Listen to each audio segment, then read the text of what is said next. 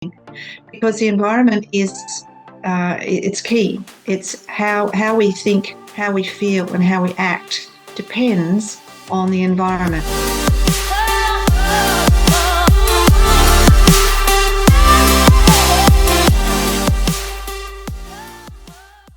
Hello and welcome to SELINTalks, where we bring insights and inspiration from exceptional educators globally.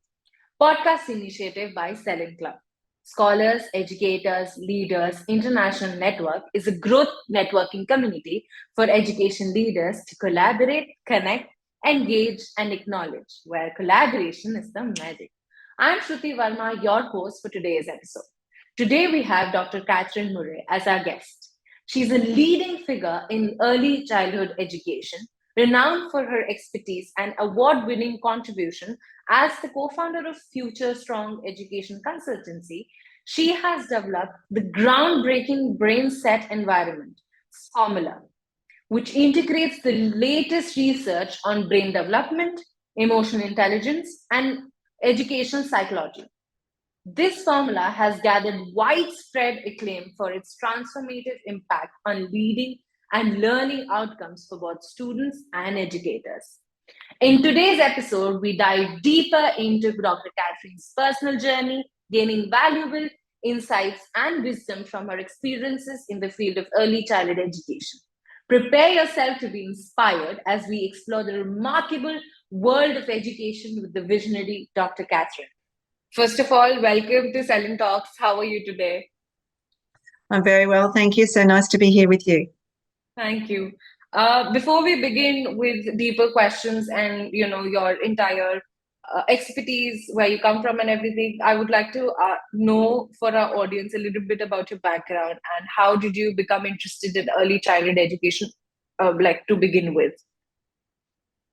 Well, if we want to go right back to the beginning, I used to teach school in the garage in my childhood home. So all the neighbours' children would come over and I'd pretend to be the teacher and they'd pretend to be the student. So that's really how it started, I guess, if you want to go right back. And then I just fell in love with teaching, I guess. And so I've been in the teaching arena now for 40 years. Wow. So I've been a classroom teacher for 25 years. I've worked in tertiary education and lectured pre-service teachers, so basically taught people how to be a teacher, and then went into a consultancy role with another company, left that role and started my own consultancy while I still do some online teaching with the university students. So I still like to talk to the university students and keep my finger on the pulse, so to speak, as well as consulting with people around the world, and particularly now around my brain set environments formula. So, but I work with people everywhere, really, around a range of different early childhood topics because, as I just said, I've been around for a while, so I've seen a few things in my time. Yeah. You've recently moved to US. How was your experience there, though? Well, that's been a big move, Shruti, coming to America. It's a bit of a transition, but it's been great. There's a lot of interest in brain set in America, and I've worked with some people in Australia too before I left there, and now in America, working with some other educators to share brain set really, and I don't know, help improve the situation in education in America, as well as everywhere else I work, because I work online as well. So either face-to-face or online. So wherever I work, it's really to improve the lives of the teachers, but mostly to improve the learning opportunities of the children in an environment that's conducive to their brain growth and their brain development. How do you approach working with the other early childhood educators? Well, I do a range of different things with them. It depends on their needs really, and the time limit that they have, and what they're looking for. Then I sort of work out how I can help them. But generally, it's a training program, the brain set, that teaches people about the brain and how the brain works, and why it's so important that we consider the developing brain in young children, because it's it's pretty scary, really, because 90% of brain development happens in those first 5 years. So, it's the brain's the only organ that, when we're born, it's not fully developed because those neural pathways are still developing. It doesn't mean we've got half a brain when we're born. We've got a full brain, but it's all those neural pathways, and it develops over time, and it develops through experiences.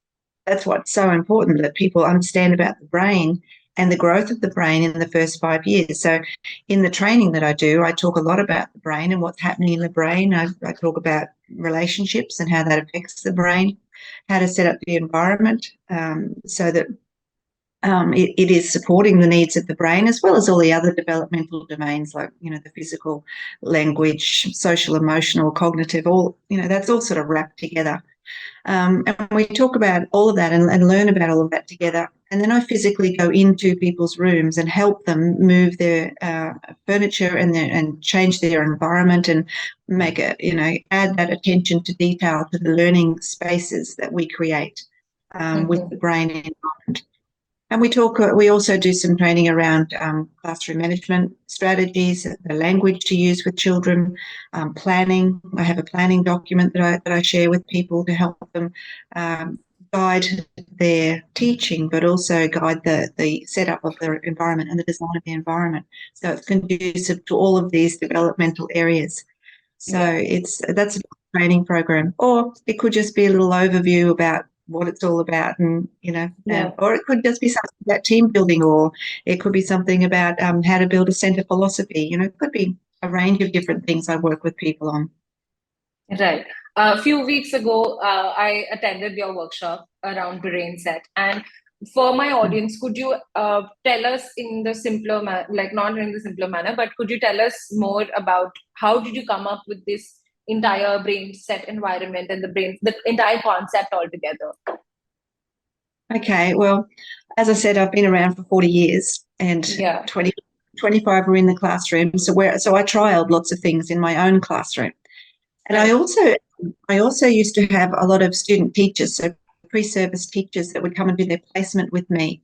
And that was wonderful because they asked me a lot of questions. When you're in a job for a while and you just do things automatically and you don't even really think about it. Well, when the students would come to me, the student teachers would come to me and they'd say, well, why are you putting that over there, and why are you displaying that in that particular way? And I had to really think and work out, well, why was I actually doing that? So I started to have more of an interest in the brain. So I've been studying the brain for a number of years.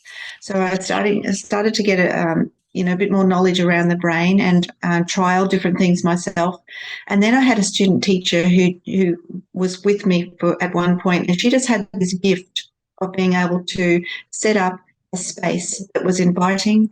And really, she had put a lot of attention to detail in it, and she'd put different layers on things and displayed things in different ways.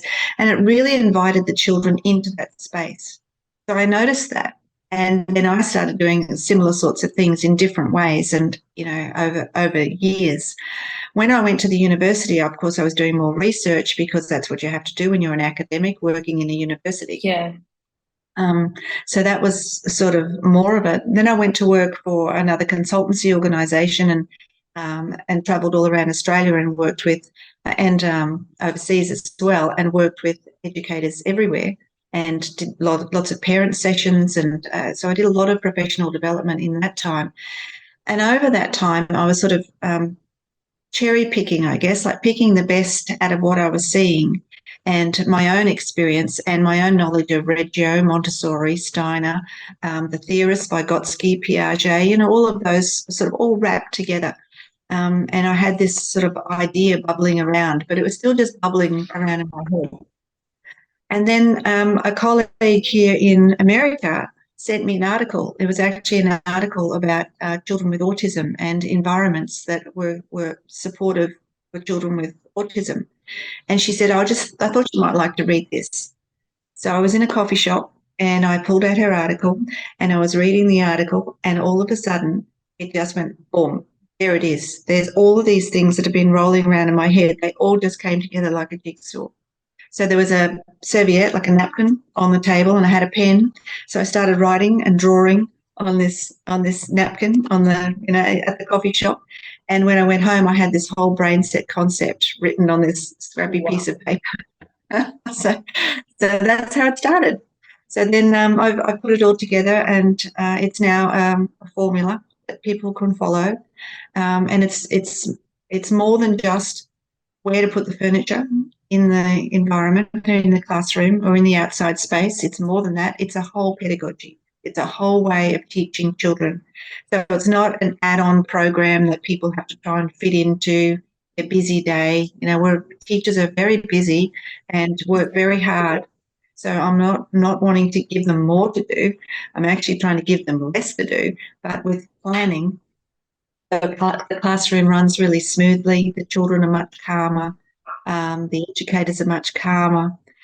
So it's better for well-being. It's better for learning. It's better for teaching. And it's better for job satisfaction. So retention rates for teachers, is better because they're happier. They're not as stressed. They're calmer because of the way the environment is set up. It works for the children, works for the educators, and works for the families because now everyone's happy. The children are happy. Yeah. The relationships are stronger within the classroom environment between the children, but also the children and the adults, because essentially the children are working in much smaller defined spaces, as you know from the presentation that you heard when you saw photos as well, which we don't have the chance to show here. But there's lots of smaller defined spaces in the learning environment, and so it's safer. Children feel safer. Because the SET in brain set stands for the survival part of the brain, the brain stem. It stands for emotions here in the limbic system, in the amygdala, and it stands for the T is thinking, the neocortex in the top of the head. So if we get the survival and safety and emotional working together, children feel secure and safe, and then they can think. So if we can set up an environment that helps calm these two bottom ones, then the top one will be fine. We'll shine. Yeah. There was a phrase that you mentioned during the workshop. What was Yes, that? my mantra, a calm brain is a thinking brain. Right. Yeah. I was so, I mean, when you think about it, like even in our, like when we were studying, calm brain is a thinking brain. Every time we felt safe, or even in universities, every time we felt safe or we felt calmer, we could do more creativity with our own studying, just the studying. I think that made so much sense to me that day. And I've been trying to get that in my workspace also. Yeah. You talked about brain fog and the flight, fight, and freeze. This thing. I even that day I was wondering if somebody would have actually explained as to what is happening. Like as an adult, even as a teenager, I think we kind of get confused as to what is happening. We kind of undermine ourselves, stating that we might be not intelligent enough or not, bright enough to catch the information that is being thrown at us. And a lot of times, because there's a lot of, like you said, there's a lot of pressure, our body suddenly gives a signal that we are under threat or some kind of, and then the brain fog happens. I was just wondering, even that day, if somebody could have explained how you explained that day, it would have made our lives so much easier to understand ourselves. Yeah, I agree, because I've been in those situations too when you feel under pressure, you feel a little bit threatened, and someone's giving you a whole lot of instructions, and then you go away and you think, must be something wrong with my memory. I just can't remember what they said, or I must be stupid or something because I can't follow what they just told me to do. And you're right. Had we have known back then that it's because you're feeling under pressure and there's too much happening, your brain can't think and your brain can't remember. And the executive functioning skills that happen here in the prefrontal cortex of your brain, that starts to close down too. And that's all part of your memory and being able to use information from one context in another context, and a range of different things there. So you're dead right. It would make you feel a lot better about yourself. So much better. Yeah, you just knew that it's just a natural thing that your brain's just trying to protect yourself. But you know how you can alleviate that, which I now know, is just taking some really deep breaths. And if you remember when we started our session, that you're talking about, I asked you to do a 4-4-8. So you breathe in for 4 seconds, you hold it for 4 seconds, and you blow out for 8. So it's a full exhalation. If you do that a couple of times, it regulates your brain because the oxygen gets up into your brain and stimulates the blood circulation. And of course, the blood circulation stimulates the cortisol circulation, so it sort of relieves all of that pressure. So all we really have to do is take some big, deep breaths when we're feeling that way. And, you know, the breath is an amazing thing. Yeah. I think all these things, everybody keeps telling you that just breathe, probably just breathe. Yeah. When there is any kind of a fact or, you know, a kind of explanation to anything that we are doing, I think it makes us easier to understand as to why was it there. Because that day also, and even after that day, I am honestly telling you that a lot of times when I feel very overwhelmed, the brain fog starts happening. I'm trying to practice this all the time, but anytime that I can't remember, obviously, it's something that I have to build into a habit, because that thing actually made a lot of sense. One more thing I wanted to just point it out is that when in our times the play schools or the classrooms in the play schools were just one big hall, and everything was kept everywhere, and we were taught because that was the best method back then. That was what was understood to be the best. And I think there was a lot of over stimulation that was happening. And then suddenly when we go to higher classes where we have to go to biology classes, or, you know, different chemistry classes, history classes, different classes for different subjects, that time we are not overstimulated and we kind of gather everything properly. So when you were talking about this entire, you know, it's just not environment, it is everything that your brain can perceive. It made so much sense, and I was kind of going back and forth as to, you know, what was then and what is now because of this formula. It made so much sense, and really, this is one of very under rated, like I would say, a lot of times you don't see the environment that the kids are in. We're just thinking that we have to give them the best education, the best this thing and everything. But the environment really, really matters a lot. And I understood because you were talking about science that time. You were talking about facts that time. And even now when we are talking, it gets too easily in our brain because we are being given an explanation. I think that makes so much sense, right? I'm glad that it's making sense, and I'm glad the explanations are sticking, because I think you're right. If you know the reasons behind things, it's much easier to remember things and to put things in place, to put new habits in place, because you understand that there's a real benefit for it. It's not something that someone just thinks. So, you know, as I say, this has pretty much been my life work. You know, to have all of these pieces of the jigsaw sort of come together now and become the brain set environments formula. It's sort of all come together, and I'm still developing. I'm still working on things at the moment. I'm working on some sort of an assessment document and evaluating children's growth and development. So that's going to be part of it as well. So the planning is now part of it, and you know, it's just expanding, because the environment is it's key. It's how we think, how we feel, and how we act depends on the environment. I see you're sitting in a beautiful office there, so I can imagine that what you know, the way you think, the way you feel, and the actions that you do, your behaviours in the office where you are now is very different to when you're at home with your family. Yeah. And it's probably very different to when you go to a concert, you know, when you're listening to a band or something. The way you think, the way you feel, and the way you act is very different because of the environment. Yeah. And that's true for children. So we have to make sure that the environment that we are developing is the environment that we use to add to their thinking, their feeling, and their actions. So that's why it's so important. And with the brain set environments formula, as you saw in my little diagram in the presentation, I've got 3 design pillars, and within those design pillars, there's 16 elements. 16 elements of design. So things that need to be in place in the learning environment, and they all overlap. So it's not like, oh, over in that corner we have the defined space and we have sensory area and that's it.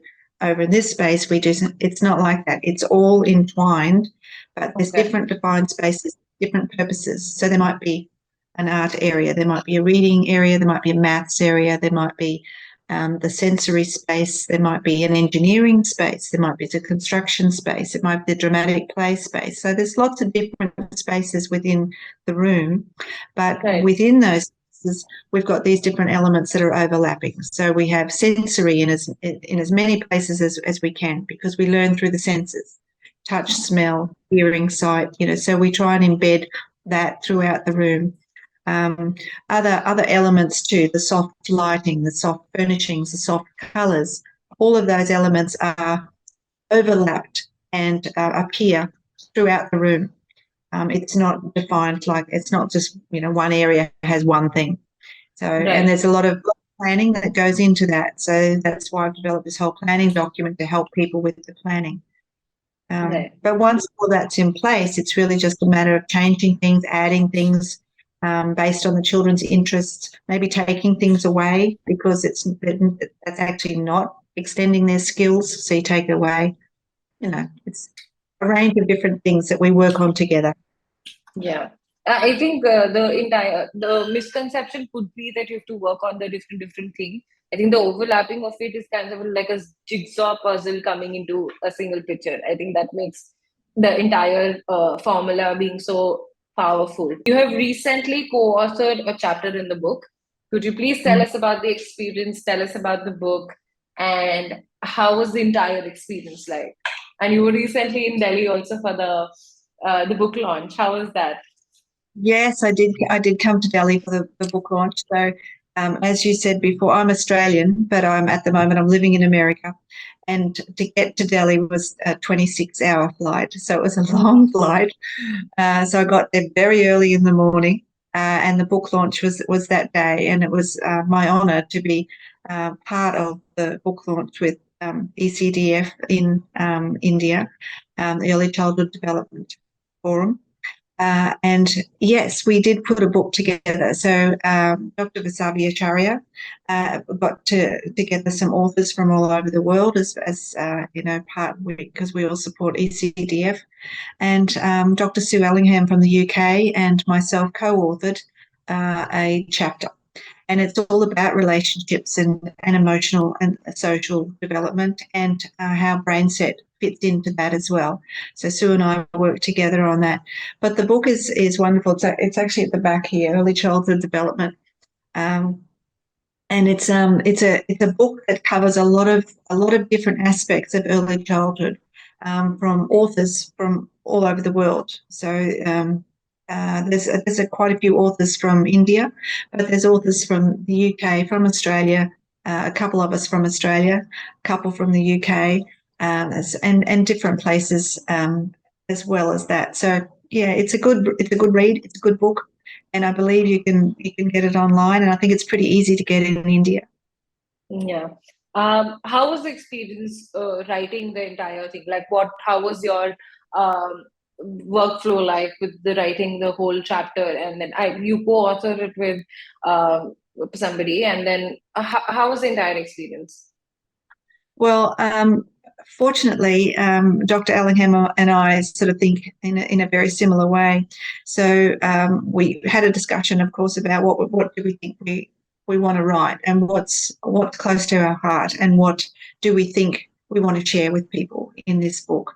And Dr. Sue Ellingham wanted to talk about social and emotional development and the Lewin scales that she uses, which is an emotional sort of scale that she talks about a lot, and that really works in well with brain set. So it was actually pretty easy. It was a pretty easy marriage. Sue just wrote some of her stuff, I wrote some of my stuff, and then we just put it together and we made it flow.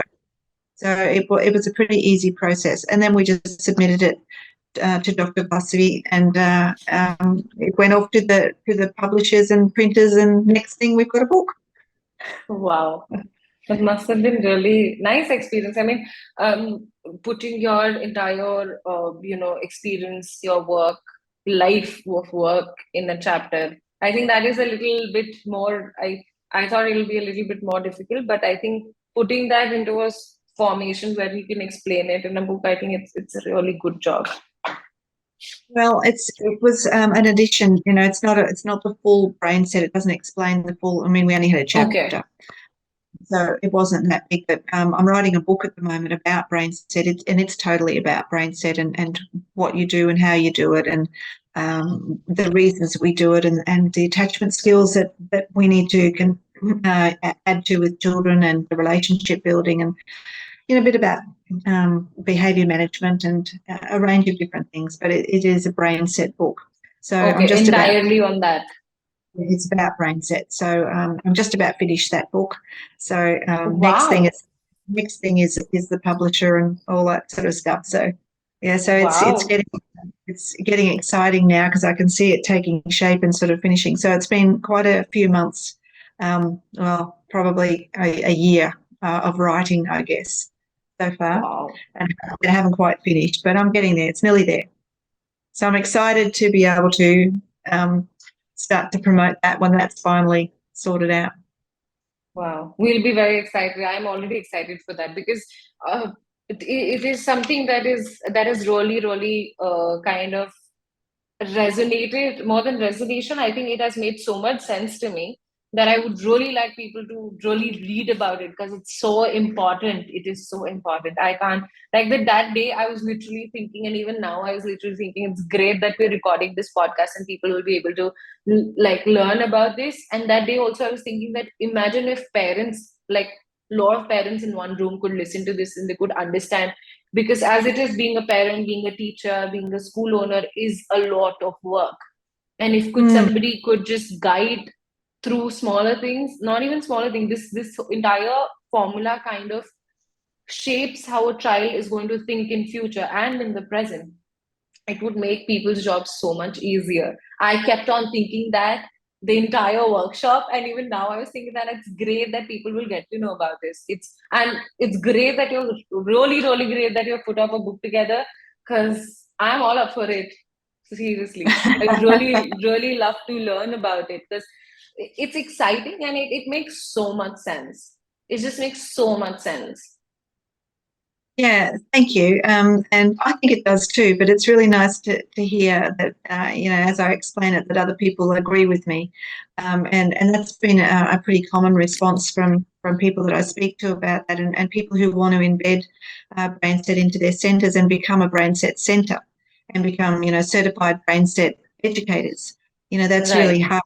heartening for me too, that that people see the value in it, because I've seen the results with the children, and I've seen the results with the educators. I know it works, and based on my own teaching experience as well, I know it works, and I've seen it work, and we have so many testimonials from different educators who have implemented BrainSet. Some people don't even implement it fully as they should. Some people, people take on different things and can only take on so much information sometimes, and they implement what they understand and what they know at that point. And even they have come back and said, I can't believe the difference it makes. The children are so engaged. The room is calmer. We, being the adults, we actually have time to talk to each other now, where we didn't before, because everybody was, we were sort of crowd managing. Yeah. And they haven't even fully implemented it. So they've just taken on what I've shown them about the brain and tried to sort of structure things a little bit differently, because they're thinking about the brain now.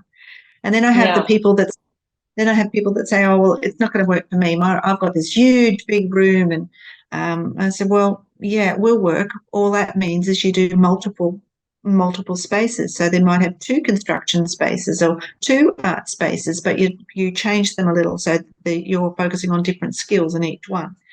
And some people say, oh, but my room's so small, I can't fit all of those different spaces into the small room. And my response to that is, well, actually, it's perfect for that, because they're small spaces. Perfect. And then other Yeah. people say, oh, but I've got 40 children in my class. This can't possibly work. I've got 40 children. And it's actually perfect, 40 children, because it's breaking the children up into these smaller, more manageable groups. And then the adults can just go and talk to the children in the small groups and have like real rich conversations with these smaller groups of children. And you don't have to worry so much about everybody running riot if you're not with them. Because if you set it up well with the planning document you have, all of the children are engaged in these spaces. They're busy, they're doing things, they're learning, they're talking to each other. So it's not chaotic. Often when people change from their teaching approach that they have and start moving into a more brain set approach, sometimes there's a week or so where the children aren't used to having all of these smaller defined spaces. They're not used to having these materials that they can use and access to build their own creativity or they can approach at their own ability level. And so sometimes things do get messed up, and sometimes the children are a little bit noisier for the first bit because there's excitement. It's different. Yeah. But then they calm and they settle, and then it's just smooth sailing after that. So, I've seen it work in a range of different spaces. So, and it's not expensive. You can just repurpose and reuse what you already have. Sometimes you might want to go and buy some additional resources or lengths of material or something different, but you don't have to. You can just use what you have and, get donations from people if you want to, or build up your supply of different resources over time. So, people try all barriers to say, oh, no, I can't do it. But they can. Yeah. I mean, when there is, I think everything can be worked out, like you said. I wanted to ask one thing. You said the centers can become brain set certified centers, and people can also become brain set certified educators or that setup. How do they begin with? So if somebody who's running a school is interested in this formula, what is the journey like? Like, should they approach you? There's a whole system. What is it like entirely? Yeah, if anyone was interested in doing that, or even just learning a little bit more about brainset and considering it for their context, they would contact me. So I have two websites. My main website is futurestrongeducation.com, and then I have a brainset website too, and that's brainsetformula.com. And my email address is admin@futurestrongeducation.com. So there's a few ways that you can contact me. If you go onto the Brainset website, you'll see that I have a couple of trainers that work with me too. So I'm starting to build a team of trainers so that we can work across the world, because I can't do it all myself. Yeah. So I'm starting to build a team. But basically, people contact me. They ask about whatever they want to know, and I can do some training with all of the educators. It's best with the educators. Some people want the administrators trained, and then the administrators go and train the educators. My experience with that has been people's interpretation changes a little, and people have their own background and their own experiences. So the information they take in from me may not be the information that they convey to the educators. So I prefer to work with the educators and have the administrators sit in so that they hear the same message. Right. Yeah, so I prefer to do that. And after I do the training, it's a 12-hour training period that I do with the educators, and that can be done over a weekend, or it can be done over weeks, or it can be done, we work that out just when they're available. And part of that is actually changing furniture, going into the environments and moving things around. Now, if I'm training online, I get them to go into their environment, and we're on a Zoom call, and basically they walk around with their laptop or their phone and they show me the spaces, and we work together, and I just say, oh, you need to move this over here and that over there, and add a bit of this and add a bit. Yeah, but we can do it online. I've done that before in some of the Asian countries. So that's easy enough to do. Or I can do it face to face. So we do the training, and then after the training, there's ongoing mentoring or coaching that continues for 12 months. And that's important. That bit is important, because you know yourself, Shruti, when you go to a professional development session, you sit in and it's really interesting, and you think, yeah, I'll go back and I'll do that in my room, or I'll do that at work. Then you go back, and then things are busy and life just goes back to normal. So to make sure that Brainset is authentic and I can support people, there's the mentoring or coaching, or whatever you want to call it, that goes on after the actual training. And that's a really important aspect of the training. Yeah. And after that's done, there's a certification document that I have. So I check the skills, I check of the educator, because it's a pedagogy. I said that before. So it's all of the teaching practices. It's about the way you talk to the children. It's the way you build relationships with the children. It's the classroom management, behaviour management. It's about the way you set up the environments, the planning, what you put into those spaces, what you take out of those spaces. It's a whole teaching process. So Right. I observe I have a checklist about the environment. I check to make sure that the environment is set up in a brain set conducive way. And once all that is sorted, I certified them as being a brain set educator, and they get a certificate and a little badge, and it's a nice sort of ceremony that they get. And once all of the educators in the centre are certified, then they can be a brain set centre. So then they're certified, then they get a little plaque, and they can advertise themselves as being a brain set centre, and almost be like a lighthouse centre for other centres around them who want to come and observe good practice. Then we can set up things like that as well. So there's a range of things that we can do. We can start with just an overview, and if people think that this is for them, well, then we can go into the proper training. Last but not the least, do tell us if some advice or some life lesson that has stuck by you all these years and you'd like to share it with our audience. A life lesson, I think, that I've picked up along the way, both just personal life and professional life, is to listen. And I think, we have 2 ears and 1 mouth, and I think there's a reason for that. I think we need to listen twice as much as we talk. Yeah. I think that, a lot of us, we keep forgetting that. Yes. And sometimes that's really hard to do because we've got so much we want to share and so much we want to say. So sometimes that's hard, but that's something that I try and remember, to listen, and, talk when it's appropriate, but really to be patient and just listen, and learn from other people, because everyone has a certain degree of wisdom with different things. So I think we can all learn from each other. And it's been my pleasure to learn from you today. And when we met a few weeks ago, I learned from you too, and your whole organisation. I've learned a lot about your organisation and what you do. So much. So, thank you for sharing, your background as well, and the great work that you're doing. So thank you for that too. Thank you so much for your time.